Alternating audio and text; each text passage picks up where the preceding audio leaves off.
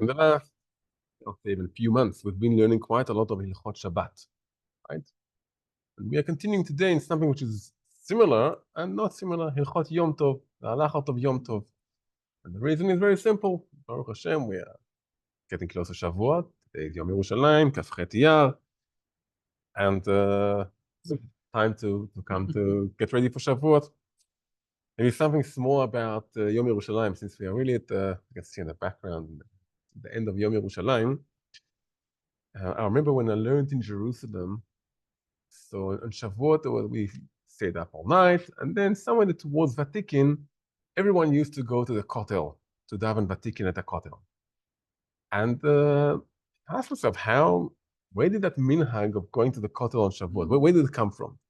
And we walked to the Kotel. It was quite a long walk. I think it took us about 40 minutes from more or less the Merkaz, the Arav Yeshiva, to the Kotel. It's not a short walk. Where did that idea of walking to the Kotel, where did it come from?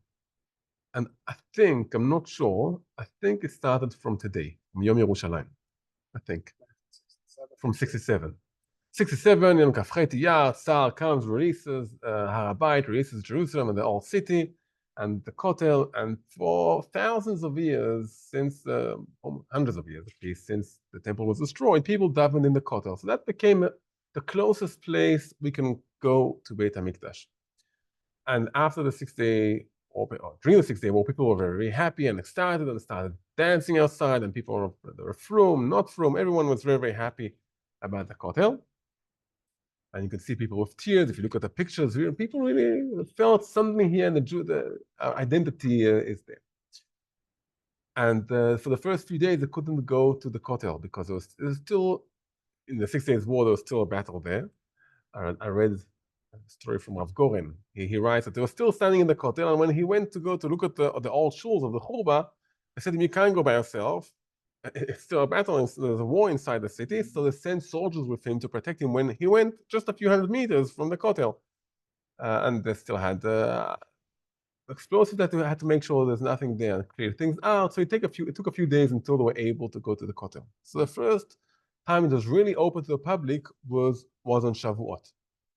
And then Rav Savado told us, I think you were there in the story, that on Shavuot night, without organizing it, just people felt we need to go to the Kotel because it was open to the public. So people from every place, different places, Mea Shearim and Karem, just took the talit on them and started walking to the Kotel. So it was like a long march towards the Kotel. And it was something very spontaneous. And maybe from that came, okay, we go to the Kotel on Shavuot because it's right after Yom Yerushalayim. So obviously there's a big connection between Jerusalem and receiving Torah, right? We got the Torah in order to go to Jerusalem and have a lot of the mitzvot can be fulfilled only in Jerusalem. Korbanot, Maaser Sheni, and other things can be fulfilled only in Jerusalem. So obviously there's a big connection between us having Jerusalem and Shavuot.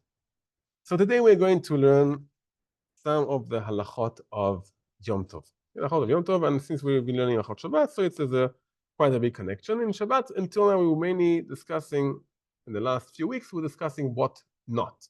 What can't you do on Shabbat? Beforehand, we discussed also what can you do? What should you do on Shabbat? And the same for Yom Tov, we'll discuss what should you do on Yom Tov.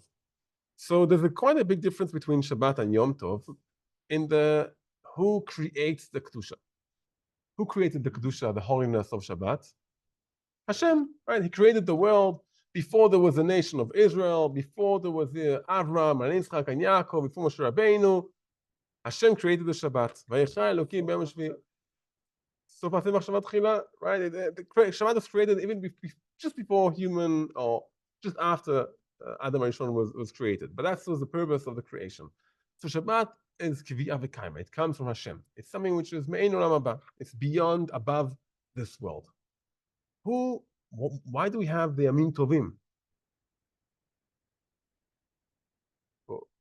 Also, obviously, Hashem, He sanctified them, but we say in Tefillah, Mekadesh Yisrael ve'azmanim. We sanctify by having a calendar, by deciding when will be Rosh Chodesh, by counting the days of Sfirat HaOmer, to Shavuot, all the holidays came because things that happened to us as we were going out of Egypt. So the whole holidays are really connected to us as a nation.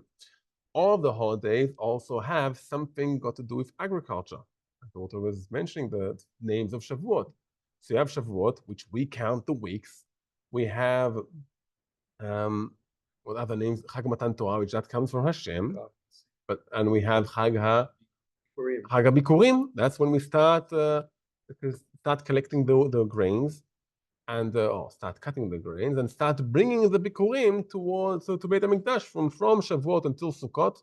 You can bring Bikurim to Beit HaMikdash and read the parasha. So all the holidays are very much connected to us as a nation, as human beings, as a nation who's connected to the land. So we have a lot of agriculture around it. Nation okay, you will have a high-tech agriculture, right? Maybe instead of growing wheat, we'll be growing I don't know, meat from the ground, chips. Yeah, agriculture, right? Actually, there's a quite out of the fields around Gaza, around our fields around Gaza, they have potatoes there. A lot of the chips comes from there, and they managed to plant the fields.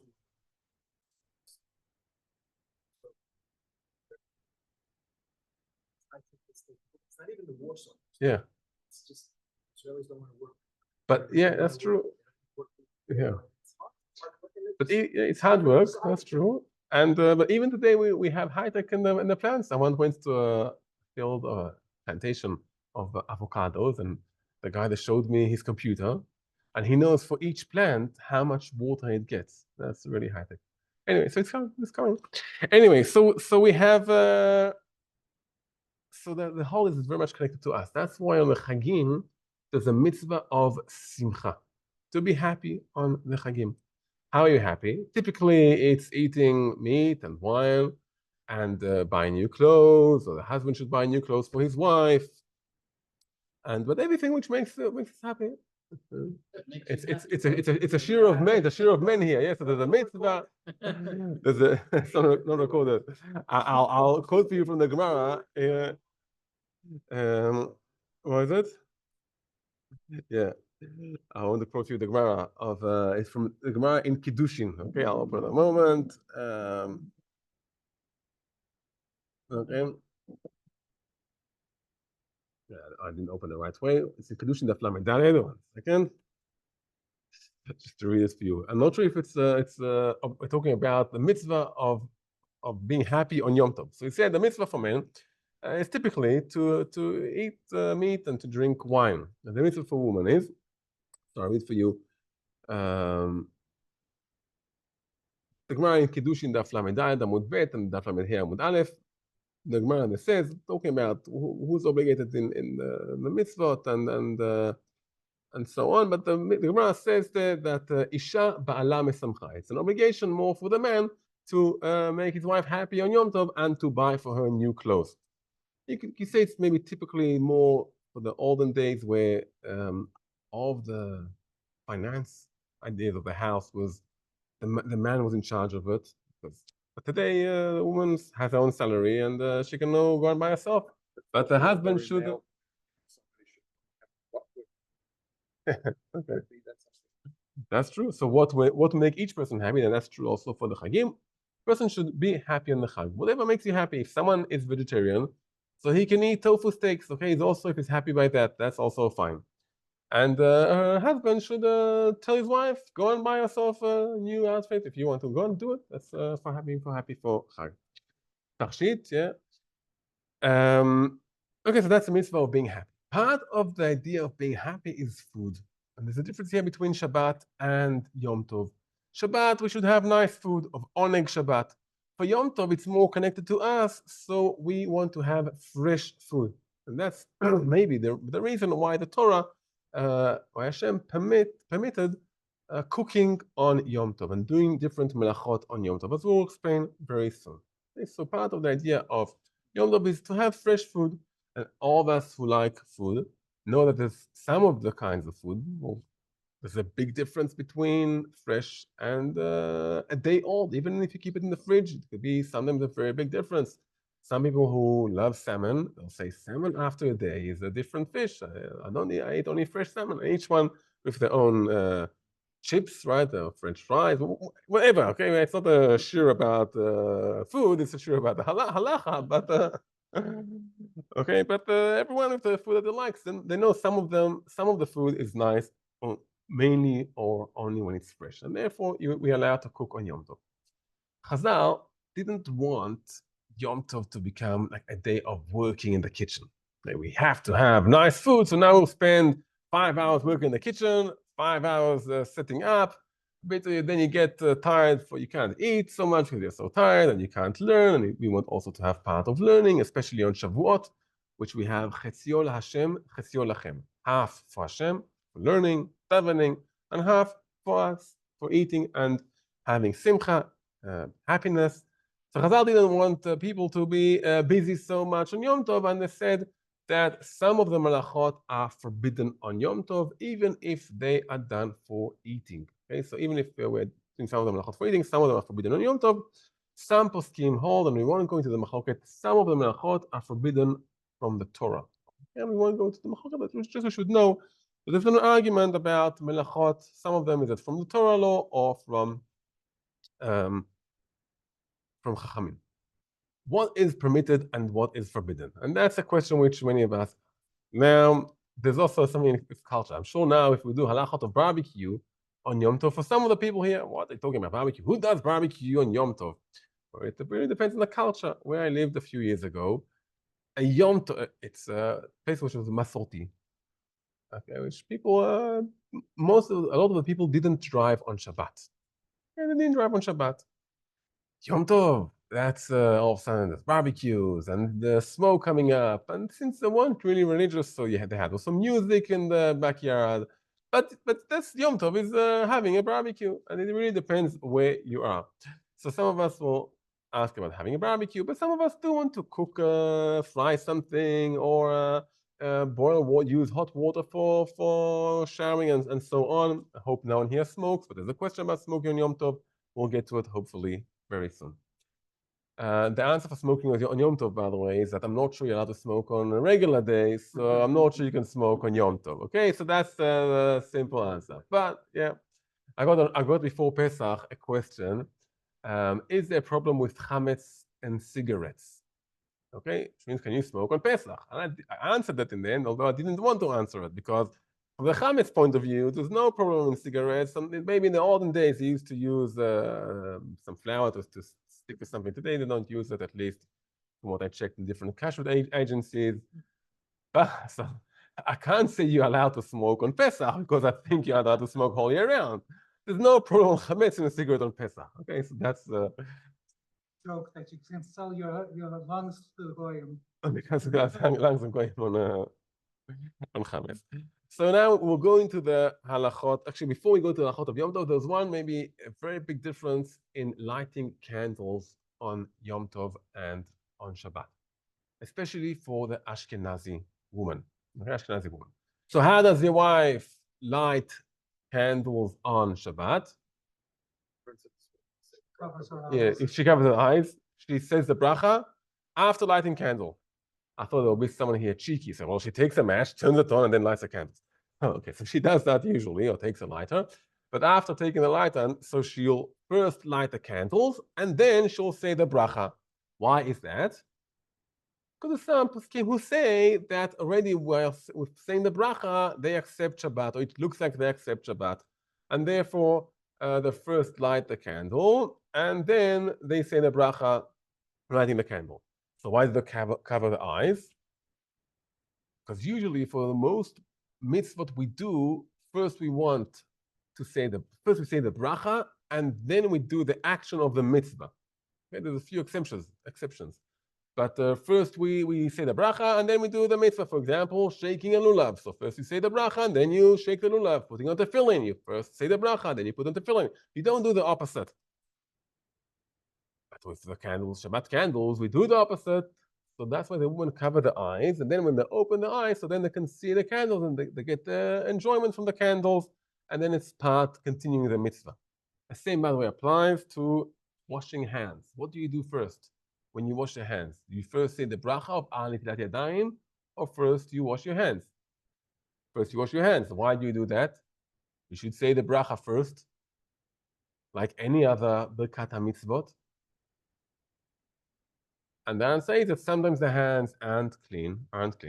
So especially people who are working, so sometimes the hands aren't clean. So you can't say a bracha when your hands aren't clean. So Chazal said, all the times you wash hands, no plug. We aren't starting to, hands are clean, not clean. We just have one rule and that's it. And you say the bracha afterwards. But many people are makpid, that's what we should do, to dry the hands after the bracha. Because drying the hands is part of the cleaning the hands. So then we say the bracha, but it continues afterwards with drying the hands.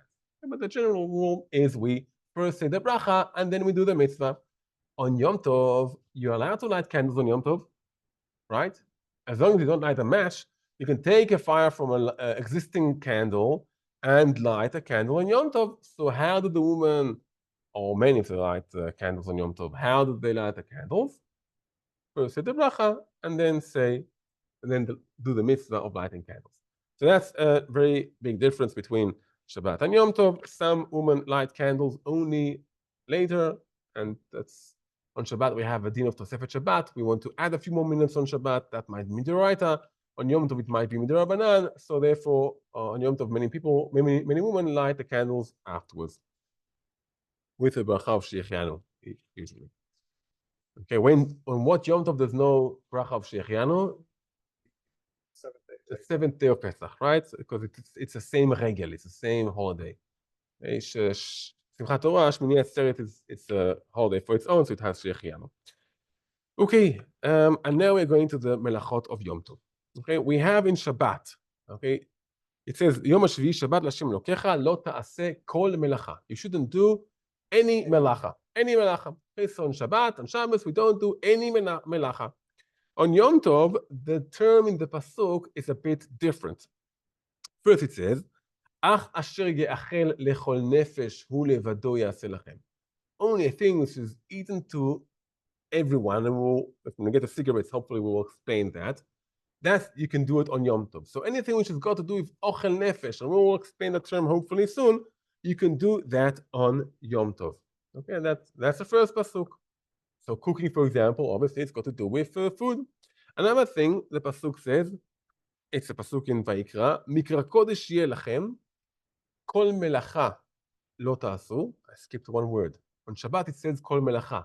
On Yom Tov it says kol melechet avodah. We have another word of melechet avodah, a melacha of work.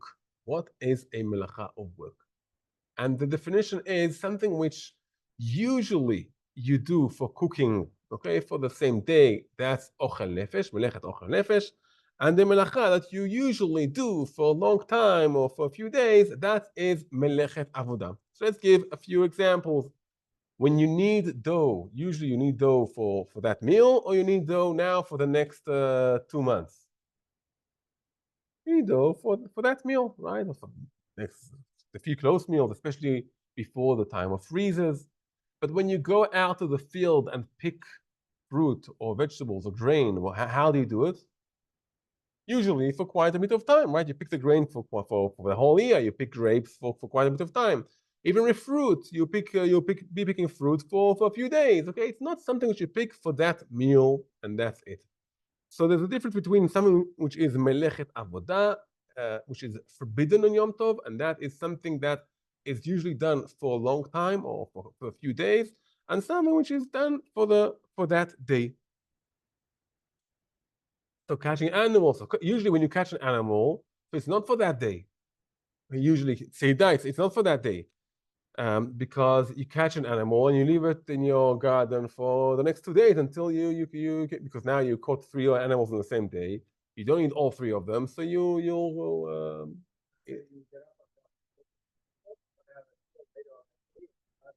no, so you can't. So it's not.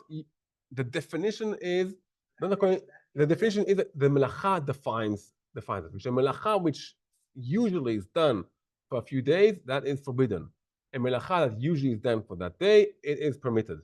Okay, so usually catching animals, Let's say you go fishing. Let's say you catch a few fish, keep them inside your bathtub or whatever, and Sometimes you may want that day. sometimes when you also pick fruit, so you pick 5 kilos of grapefruit, you will eat a few of them on the same day. But the malacha, by definition, is something which is done for a period of time. Same thing. So it's not called ochel nefesh. Even if you catch it for that day, it's not called ochel nefesh. The definition is not necessarily what your intention is to do now. The definition is by the melacha. Is that melacha something which is usually done? The normal way is to do it for a long time, or the normal way is to do it for a short time. So today we have freezers. That's true. Today it changes because we have freezers for baking and cooking. But usually, besides freezers, usually when you cook for that day. In the times of Chazal. So we have 3 categories. The first category is something which is done for that day. That's a regular thing: kneading, baking, cooking, shechting. Why shechting?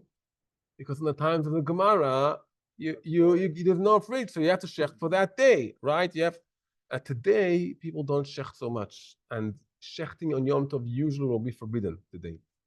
Cleaning the animal, okay, taking the skin off.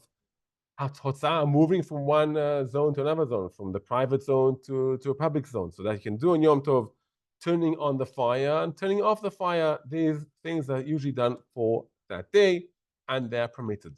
Chazal are a bit limited turning on the fire, we'll mention it now, and also turning off the fire because it looks like mulid. It looks like as if creating here something new with turning on the fire. Fire specifically, we see it has a special status in the halacha, maybe even a special status in the thought of us as people. Fire is what gave us the ability maybe to create so many things, right? To make weapons, to weld different things. What? So, as Chazal said, creating fire you can't do on Yom Tov. Although it's midoraita, it might be fine. But since it looks like it really looks like a creation, so that's why Chazal said, don't create a new fire on Yom Tov, transfer fire. But then it's doesn't look so much as Molida's creation. So those things are permitted on Yom Tov. There are things which are asur, okay? They are usually done for a long time, like picking vegetables, like for example, picking vegetables, taking the wheat and throwing it in the wind and separating it. Hunting usually is done for a few days. So that is asur. There are a few things which, by definition, they are in between. And then it really depends what you're doing it for. We will give a very, very common or 2 common melachot. One of them is borer. Okay, borer. If you're in a factory and you have now all the wheat and you've grind it up and you have flour, so you sift the flour for months ahead, right? But when you're at home and you're cleaning now your food and you're crushing peanuts and you have all the peanut peels inside it, so you do it now for this meal. So borer, by definition, it's between 2 things, and it really depends what your goal is with borer. Are you doing it for now, or are you doing it for a long term? Even on Shabbat, borer is defined by right. Okay, even by Shabbat, because borer by definition is something there really in between. So schita, and that's interesting. Why? Schita, at least in the times of the real schita we find from the Torah, is schita of grapes and olives. That's the real schita we find in the Torah. The rest is comes out from it, drawn from it. And obviously, people who make wine, grape juice, wine, and olive oil, that's done for the whole year. Okay, so that's the typical schita. It's for a long time. Yeah. So that's for long-term melacha. So that you could do also, learn T that yeah, the Shulchan Aruch says, by the way, it is allowed on Shabbat.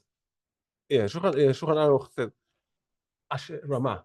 Yeah, that's for the Ashkenazim. That's for the Ramah. if it's the last step. No, so last in the top. No, so wait. So we are now for Ashkenazi. I think everyone here is Ashkenazi. And Ashkenazim, we don't squeeze lemon on Shabbat unless it's squeezing it into a food. because we are changing from food to food. We aren't creating here anything. On Yom Tov, also sochet is asur because usually it's done for a long time. Let's say you have can't squeeze the water out, but Right. So also you don't do it. You can squeeze it into a salad, but not into a yeah. Because the sochet by definition, at least from the original sochet, is for a long time. It's a long-term melacha. Okay, so we have another thing is tochen. Tochen is grinding. Usually you grind wheat, you grind the wheat for the whole year round. But many times you take pepper, black pepper, right, and you grind it. It's for that moment, right? So it really depends on the purpose of what you're doing. Okay, and so if it's grinding for long term, you are not allowed to do it on Yom Tov. If it's grinding for the meal, so you can do it. You can grind for the meal. Yeah. Take A little peppercorn. just to also improve the taste of the tea. Yeah. Oh, no, but that's what I said. There's a difference between sochet and tochen. There's tochen and borer. They are the melachot that from the beginning already. It's really the context of the malacha changes the meaning even before you get to Yom Tov. Sochet typically, okay, obviously there's always be cases which aren't typically, but the typical way of squeezing is I'm making an orange juice, and in fact, they didn't make orange juice in the olden days. What they used to squeeze in the olden days was grapes and olives, and that's done for a long time. So that's for sochet. So by definition of the malacha, it's a long-term malacha. Tochen, which means grinding, and boer, sifting, by definition is that it really depends on what's happening around them. Okay, so that's the tochen of boer. So both of tochen and boer, let's just mention tochen and boer. Tochen, you can grind something on Yom Tov if you need it for Yom Tov itself, as long as it's something which is done in a way that you can see that it's not a long term. It's done here for this close meal. For example, if you have a professional grinder to grind, I don't know, black pepper, so don't use it. Use your house grinder. Use it. I'm not sure how you call it. You bang the pestle. Okay, and so use that. Some say do a small shinui. Okay, do a small change. Don't do it grind in a regular way. So you can see you're doing it for Yom Tov. Okay, you can take an avocado without any problem and squeeze and smush the avocado. Okay, because that you can see you're doing it for that meal. Okay, so we discussed quite a lot of the melachot. We have a very important question here, which we don't have so much time to discuss it. What happens if I could have done it before Yom Tov? Okay, if I could have done it before Yom Tov. So we have here,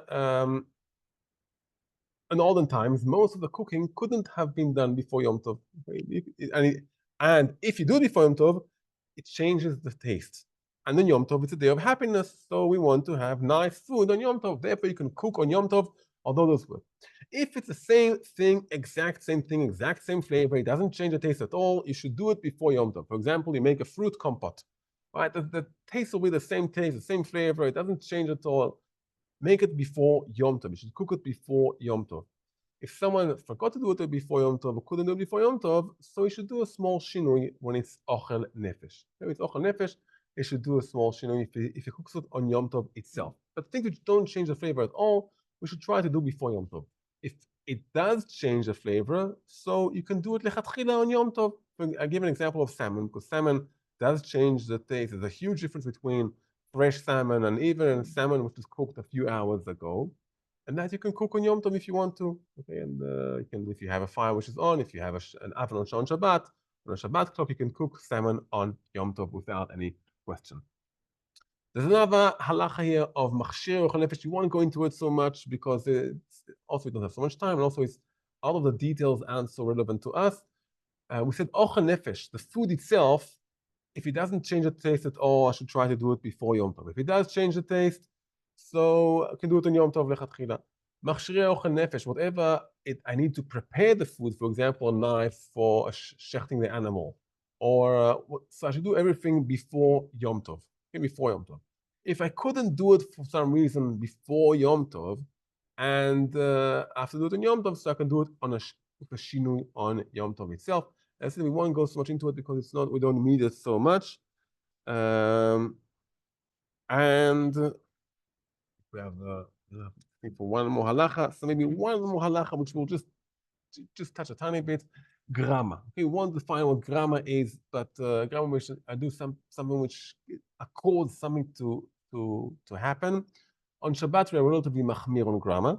Okay, for example, I can't use a Shabbat clock on Shabbat to turn off the air conditioner or turn on the air conditioner. On Yom Tov, if there's a need, so I can be makel, and that's we'll just leave it like that because Mariv is in just a moment. But just if you have questions, and many times I have questions, I think almost every Yom Tov I have a question of grammar using Shon Shabbat. Many times it can be makel, and then for further discussion, you can ask me after the shiur. Yeah. No, not teasing you. I'm telling you, we have to learn more. So we have to come back to. Yeah.